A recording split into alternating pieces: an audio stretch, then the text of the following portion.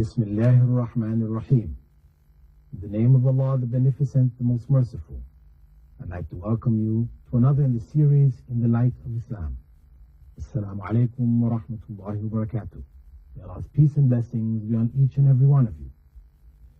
Dear viewers, we have today another series of questions regarding different aspects of the religion which require some research, some deeper understanding for their clarification. And we hope that in looking at these issues, you all will benefit not only in the knowledge that you gain from how to deal with these particular issues, but also in understanding the methodology. That these type of issues that arise in our lives, we don't deal with them according to what we think personally is logical. What I find to be reasonable, what is beneficial to me, what is pleasing to me or to my family or to my friends. This is not how we resolve problems as Muslims. We resolve them by seeking guidance from the Quran and from the Sunnah, and from the explanations given regarding them by the companions of the Prophet Muhammad, may God's peace and blessing be upon him. This is the basis that we use to understand our religion, our way of life known as Islam. And with that, I'd like to go to questions which have been raised by a brother Adnan from Dubai. He writes, Dear Dr. Bilal Phillips, could you please answer these following questions? When a man proposes marriage, is he allowed to see more than a woman's face and hands? We know that in Islam, a woman, as the Prophet Muhammad, may God's peace and blessing be upon him, had said, when she reaches the age of puberty, nothing should be seen of her except for her face, that is what constitutes her face, and her hands, that is up to the wrists. In the case of a marriage proposal, is it permissible to see beyond this? This is our brother's question. According to the explanations given by the companions of the Prophet, may God's peace and blessings be upon him, it is permissible to see more. It is possible for that person who was proposed to see the woman's hair, her arms, her legs up to her knees. And this is only in the case of a serious proposal where the family has already agreed and everything is underway. This is not just for anybody who comes and makes a general inquiry. In some cultures, for example, like in the Sudan, what is done, how it is done, is that after a serious proposal has been given, which the parents are considering seriously, that young man may visit the home of the parents, and the intended, comes in and serves the family some food or drink or whatever, and she wears, some dress which shows parts of her arms, parts of her lower legs, and her hair. She passes through and leaves. That way, the person has seen something, but in a family circumstance. Not to say that she's now taking off, major parts of her clothing and she's staying privately with him, no. But in a circumstance like that, this is a method in which it's done in the Sudan. And other Muslim countries, have developed, other methods. It's not specified as to how it would take place. And of course, the areas of major, what are considered to be the major awra, or the major areas of covering which have to do with the private parts of the woman, of course this cannot be seen, cannot be exposed. What is above her knee, what is below, for example, her shoulder area, this part of the body, shouldn't be seen.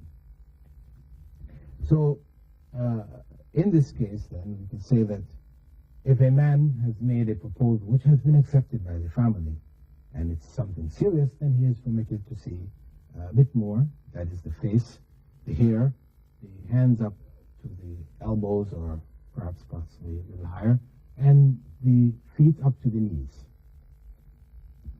And the purpose of this is only that the people who are intending to live together for the rest of their lives, that a man, if he requests, if he doesn't request, if he doesn't have any, it doesn't matter to him, it's not of importance to him enough to see her face and hands. Of course, it's not to say that once he makes a proposal, it's serious that she has to do this. No.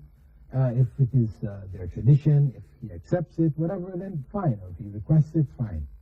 But the purpose here, because we have to consider there are even people who will marry without even seeing the intended. They trust their parents' judgment, etc., and go ahead. However, Prophet Muhammad, may God's peace and blessings be upon him, had instructed those who are going to get married to see their intended. And they should do so. It is better, because you may get yourself in a situation because you're committing yourself to a lifelong contract of marriage, not something which is for 1 year or 2 years or temporary. It's something which is a lifetime commitment. So one should feel something, not to say that we are talking about falling in love with, because of course in Islam we don't promote the idea of two people falling in love with each other first and then getting married. No, but there should be some attraction there. Because if the man is not attracted to the woman at all, to just marry just for the sake of the parents, etc., this is not wise. In Islam, it is not something which is encouraged, because ultimately the parents may die. They may, they're no longer there. The man is left. He's no longer, who is he doing it for now? If he is, or she is, in a situation where the person she's living with, they don't really like them. They're not attracted to them in any way, shape, or form. It is going to bear on them. It is going to make that relationship not the marriage relationship which God had intended, in terms of putting love between them and mercy and compassion, etc. These things are not going to be there. So this is why it's very important that though Islam encourages arranged marriages to a large degree, that there should still be attraction there on the part of those involved. The primary consideration should be piety, that both parties are religious. They're fulfilling their primary responsibilities to God, because the marriage in Islam is a means to help each other fulfill their responsibility to God. God has made it a pleasurable circumstance, because there is also in it procreation, continuance of the species, children, responsibilities, looking after those children, the love, etc., which comes out of it all. There is a certain satisfaction, comfort, pleasure which comes out of it. But fundamentally, the marriage is to help each other to fulfill their responsibility to God. This is why Prophet Muhammad, may God's peace and blessings be upon him, said that marriage is half of the religion. This would be that we should fear God in the remaining half. It is half of the religion, meaning that when a person commits themselves, they now have a partner who is going to be there for them, to help them. They're not on their own. When you're on your own, you have to do it all yourself. Everything, all the responsibilities of fulfilling one's relationship with God, society, etc., is all on one's shoulders as an individual. Now, when you have somebody to share that with, then that's half of the responsibility is taken off you. You have somebody who will support, etc., etc. So the Prophet referred to it as half of the religion. It helps us to 50% in fulfilling our responsibilities to God with regards to society, our families, and our friends, neighbors, etc. Second question from Adnan in Dubai. Is it permissible to join and shorten prayers while on a journey? If so, what constitutes a journey? Shortening prayers and joining them were specifically permitted by the Prophet Muhammad, may God's peace and blessings be upon him. And it was his practice to do so. He used to shorten and join his prayers on journeys. Now, also joined prayers when he was not on a journey. He never shortened the prayers except on a journey. So we could say that what is unique to the journey is the shortening of prayers. Joining of prayers he did even in circumstances when he was not on a journey. Where there was a need, where there was a circumstance of heavy rainfall, if one is in sickness, one is not able to get back to the masjid due to, circumstances. If we live in an area where you're snowbound, you become snowbound in your homes, you're only able to get to the mosque one time, the snowfall is very heavy, not likely you'll be able to get back again. The imam may join the prayers, if one is not feeling well, these type of things, sickness, etc., it is possible to join prayers. However, for shortening prayers, this is only in the case of a traveler.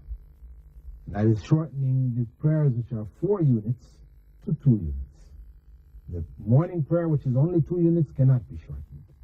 The sunset prayer, which is only 3 units, cannot be shortened. So it is only the noon prayer, the afternoon prayer, that's Dhuhr and Asr, and the night prayer, Isha. These are the only ones which may be shortened from 4 units down to 2. Now, what constitutes a journey? When we look at the life of the Prophet Muhammad, may God's peace and blessings be upon him, we find that he shortened prayers at a number of different distances. What has happened is that some scholars have looked at some of the distances and said, well, okay, it is whenever you reach this distance that you should shorten. You can shorten your prayers. Less than that, you cannot. And others have taken other measurements which were less, which the Prophet also did, and said, you can. And others took farther and said, no, you cannot until this. So you have a different number of opinions in different schools of Islamic law based on the practice of the Prophet in different circumstances. However, the Prophet Muhammad, may God's peace and blessings be upon him, when he journeyed and he shortened his prayers, he didn't say that this is the distance beyond or less than which you cannot shorten prayers. He didn't. He never gave any indication. He only shortened whenever he went on a journey. So scholars who have looked at the whole picture, rather than taking one aspect or another aspect, or the view of one or one incident, but looked at the whole picture, they concluded that the shortening of prayers may take place whenever one has intended a journey. What does this mean? Meaning that if we said that the distance is 5 miles, or 3 miles, or 10 miles, and you are a hunter, you went hunting, you have your gun, you have your dog, hunting dog, you're hunting some game, a deer or whatever, and you're after this deer, the deer is running here or there, and you're following it, and you pass 3 miles, or 5 miles, or 10 miles, till you finally you kill the deer, you collect up the deer, and you take it back. Can you shorten your prayer? No. You were not on a journey. Your intention was not journey. Though you have gone those distances, which different schools have specified as the minimum distance for shortening. So then what is it? It has to be the intent. And when one is going on a journey, one has an intention here. In each society, what constitutes journey is known. A trip. You're going on a trip. When you're going on a trip, you have the intention, you're going to overnight in this place, you're going to stay there for such and such a time, you're going to take food along with you, or you make arrangements there that food will be made for you, or, you have the intent of a journey. Once that intention is there, then it is permissible for you to shorten your prayers. And you can continue to shorten your prayers until you no longer intend a journey. For example, you may be coming or leaving here, going to Europe or to another country, to Saudi Arabia. You're going there with the intention to seek work.